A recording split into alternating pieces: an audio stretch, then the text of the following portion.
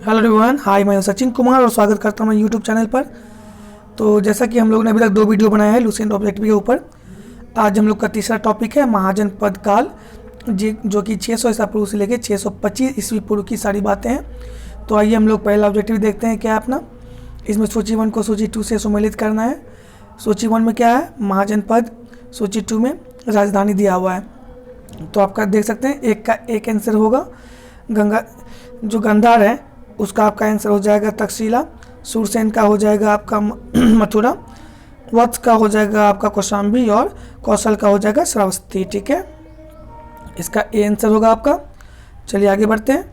हर्यक वंश के किस शासक को कुनिक कहा जाता था? इसका आपका हो जाएगा सी आंसर, अजातशत्रु को। किस शासक ने गंगा एवं सोन नदियों के संगम पर पाटलिपुत्र नामक नगर की स्थापना की थी? तो 3 का आपका हो जाएगा बी आंसर, उदयन। शेषनाग वंश का वह कौन सा शासक था जिसके समय में वैशाली में द्वितीय बौद्ध संगीति का आयोजन किया गया? उसे काकवर्ण के नाम से भी जाना जाता है। 4 का आपका बी आंसर हो जाएगा, कालाशोक। चलिए आगे देखते हैं। 323 ईस्वी पूर्व में सिकंदर महान की मृत्यु हुई थी। कहाँ पे हुई थी? तो बेबीलोन में हुई थी। इसका आंसर बी हो जाएगा आपका। चलिए आगे देखते हैं। सिकंदर महान एवं पोरस की सेनाओं ने निम्नलिखित में से किस नदी के आमने सामने वाले तटों पर पड़ाव डाला हुआ था? तो 6 का आपका बी आंसर हो जाएगा, झेलम नदी के किनारे। किस प्रकार का मृत्यभांड भारत में द्वितीय नगरीकरण के प्रारंभ का प्रतीक माना गया? तो 7 का आपका सी आंसर हो जाएगा, उत्तरी काले पॉलीक्रिस बर्तन। ठीक है, चलिए आगे देखते हैं। पाली ग्रंथों में गांव के मुखिया को क्या कहा गया है? तो 8 का आंसर आपका बी हो जाएगा, भोजक कहा गया है या फिर ग्राम भोजक कहा गया है।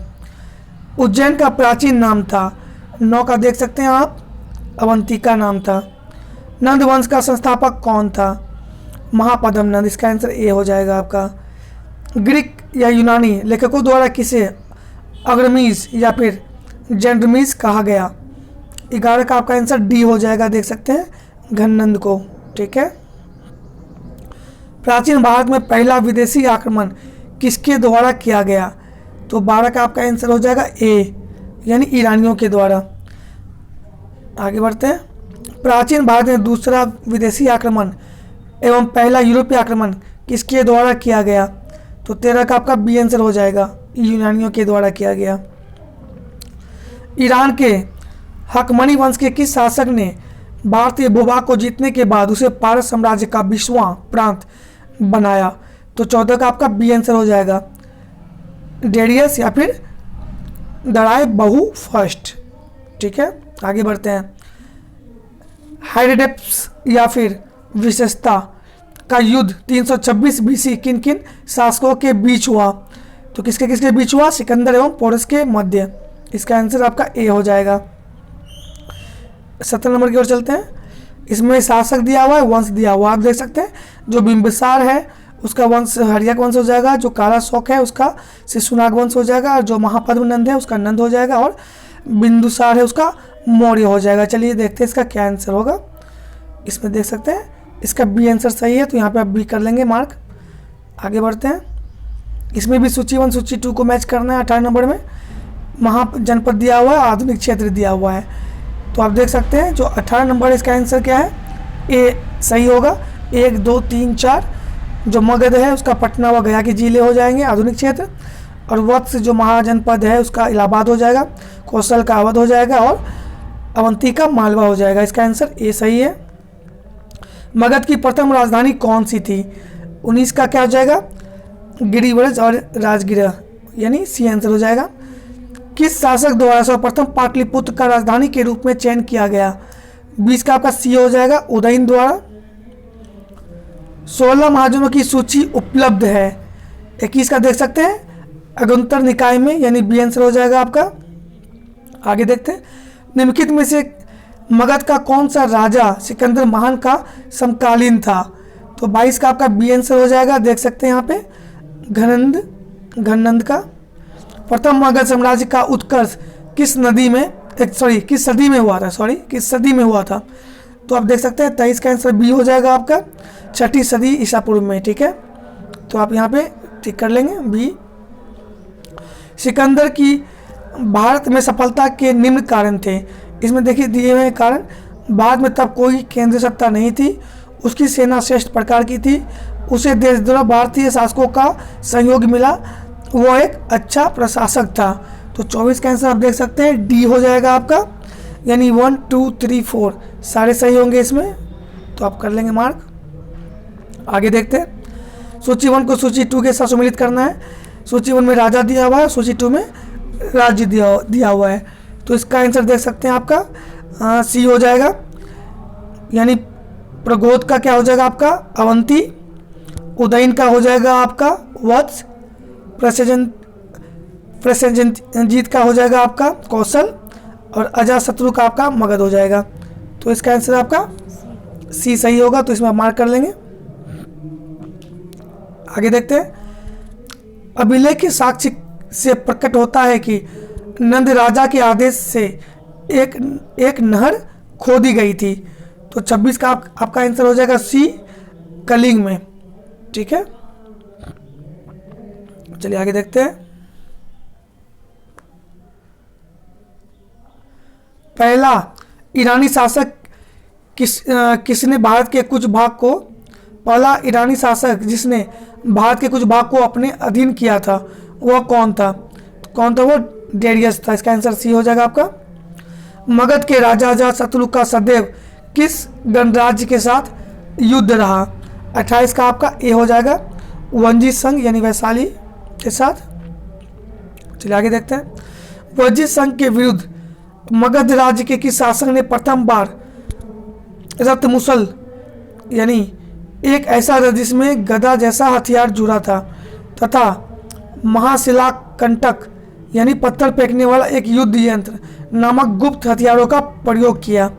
तो 29 का आपका हो जाएगा आंसर ए, यानी अजातशत्रु ने किया था। नंद वंश का अंतिम सम्राट कौन था? 30 का आपका बी हो जाएगा, घननंद था।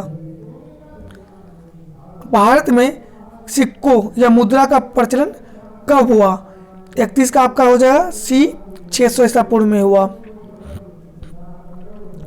निम्न राजाओं पर विचार कीजिए, अजातशत्रु, बिंदुसार और प्रसेनजीत। इनमें से कौन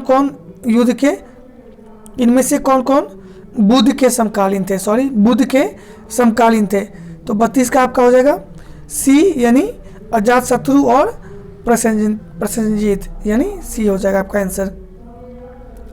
6ठी सदी ईसा पूर्व के दौरान बड़े राज्यों के उदय का मुख्य कारण क्या था? तो 33 का आपका हो जाएगा उत्तर प्रदेश और बिहार में व्यापक पैमाने पर लोहे का उपयोग। इसका आंसर आपका ए सही हो जाएगा। आगे देखते हैं, मगध सम्राट बिंबिसार ने अपने राजवेद जीवक को किस राज्य के राजा के चिकित्सा के लिए भेजा था? तो 34 का आपका सी आंसर सही हो जाएगा, अवंती के राजा के लिए भेजा गया था। किस शासक ने अवंती को जीतकर मगध का हिस्सा बना दिया? तो 35 का आपका सी हो जाएगा, शिशुनाग। ठीक है, किस मगध सम्राट ने अंग का विलय अपने राज्य में कर लिया? किसने किया? तो बिंबिसार ने। इसका ये आंसर हो जाएगा आपका। शिशुनाग ने किस राज्य का विलय मगध साम्राज्य में नहीं किया था? तो 36 का डी हो जाएगा आपका, काशी का। इसका आंसर डी हो जाएगा, काशी। काशी और लिच्छवी का विलय मगध साम्राज्य में किसने किया? तो 38 का आपका आंसर हो जाएगा बी, यानी अजातशत्रु ने। आगे देखते हैं, मगध साम्राज्य के बारे में कौन सही नहीं है? 39 का आप देख सकते हैं आंसर क्या हो जाएगा, डी। इनमें क्या क्या हो जाएगा? पुराणों एवं महाकाव्यों के अनुसार इसकी स्थापना बृहदत्त ने की।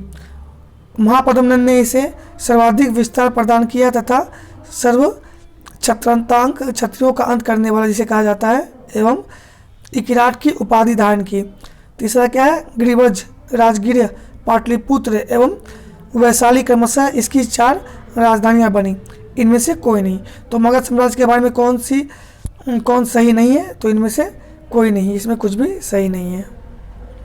आगे देखते हैं, सिकंदर के आक्रमण के समय उत्तर भारत पर निम्नलिखित राजवंशों में किस एक का शासन था? तो 40 का आपका ए हो जाएगा, नंद का। 41 देखते हैं, निम्नलिखित में से कौन सा एक ईसा पूर्व 6ठी सदी में आरंभ में भारत का सर्वाधिक शक्तिशाली नगर राज्य था? तो कौन था? इसका आंसर आपका हो जाएगा मगध, यानी डी आंसर हो जाएगा। चलिए आगे देखते हैं। 42, निम्नलिखित में से कौन कौन से भारत पर ईरानी आक्रमण के प्रभाव के रूप में माना जाता है? इसमें देख सकते हैं बहुत सारे नीचे भी विकल्प दिए हुए हैं। पहला लिखा हुआ है खरोष्टी लिपि का प्रचार, अभिलेख उत्कीर्ण करने की कला का प्रचार, ईरानियों की छत्र प्रणाली का प्रचार, घंटा आकार के गुंबज की कला का प्रचार, स्त्री अंग रक्षकों की नियुक्ति। तो 42 का आपका डी हो जाएगा। 1 2 3 4 5 सारे ही मैच करेंगे इसमें। तो आगे देखते हैं, निम्न में से कौन सा एक सिकंदर के आक्रमण का प्रभाव नहीं था? तो इसमें से आप देख सकते हैं 43, इसका डी आंसर हो जाएगा। उसने भारत को यूनान की रियासत बनाया, इसका आंसर डी हो जाएगा। निम्नलिखित में से किस राज्य में गणतात्मक शासन व्यवस्था नहीं थी? तो 44 का डी हो जाएगा आपका, मगध में।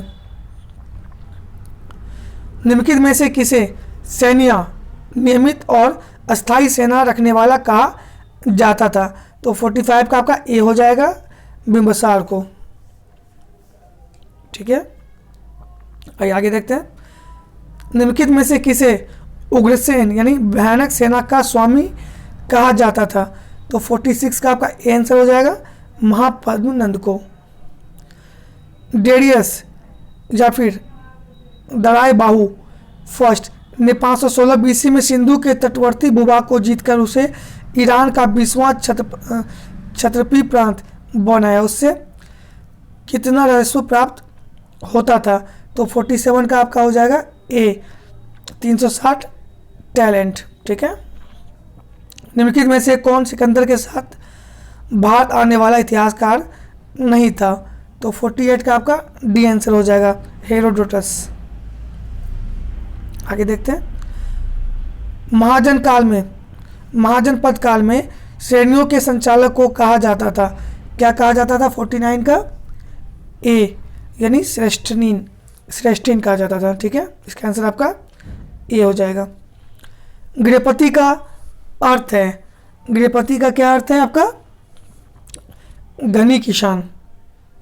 50 का ए हो जाएगा आपका। चलिए आगे देखते हैं, इसमें सूची 1 और सूची 2 को मैच करना है।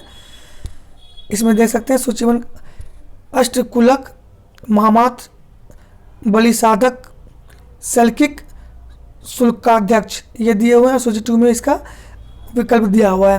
तो इसमें 51 का आप देख सकते हैं ए हो जाएगा। 1 2 3 4 जो अपना अष्टकुलक है इसका हो जाएगा पराम सरदाई संस्था, महामात्र का हो जाएगा ऊंची कोटि के अधिकारी, बलि साधक का हो जाएगा किसानों से कर वसूलने वाला अधिकारी, और सोल्किक या फिर शुल्काध्यक्ष हो जाएगा शिल्पियों व व्यापारियों से शुल्क या चुंगी वसूलने वाला अधिकारी।